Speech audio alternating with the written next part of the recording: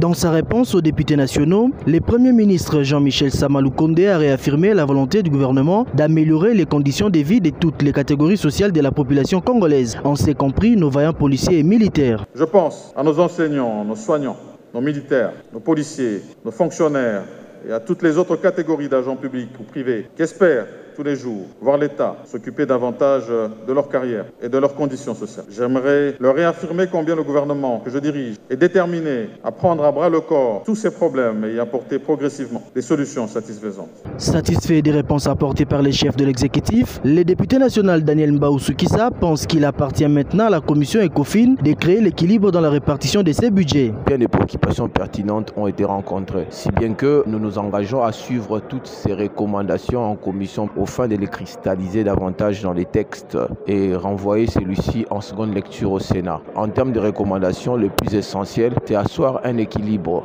dans la distillation des assignations et des dépenses. Bien que satisfait de la recevabilité de ces projets de budget exercice 2022, le député national Killer Mubambe Walumumba estime que le gouvernement peut mieux faire s'il met fin à la corruption et à l'exploitation illicite de minerais.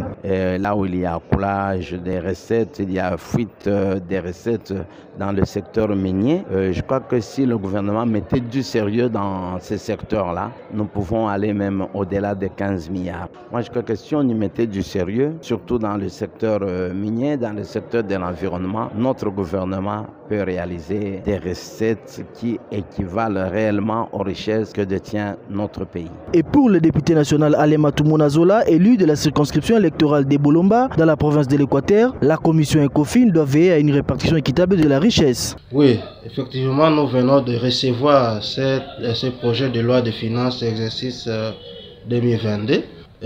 C'est après 48 heures que le Premier ministre avait demandé le temps pour lui de répondre à nos préoccupations. Et raison pour laquelle aujourd'hui, après avoir répondu, et nous sommes convaincus de ce qu'il a répondu et ça a rencontré nos préoccupations.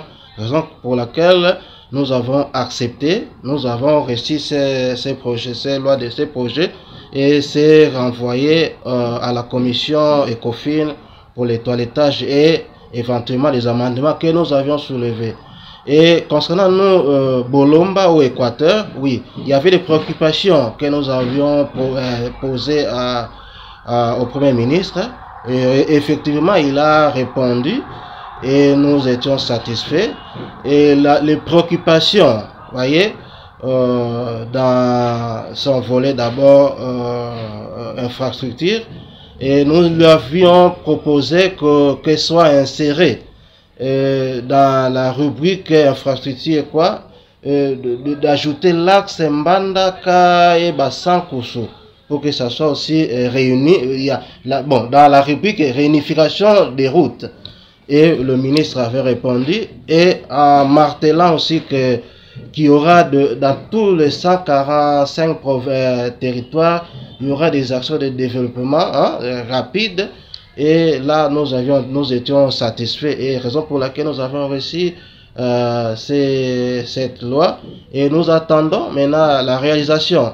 Vous savez, nous sommes au niveau de la législation, mais c'est l'exécutif. C'était qui travaille au quotidien les actions du terrain. Rappelons que ce budget est fixé à l'équivalent en francs congolais de 10 milliards de dollars américains.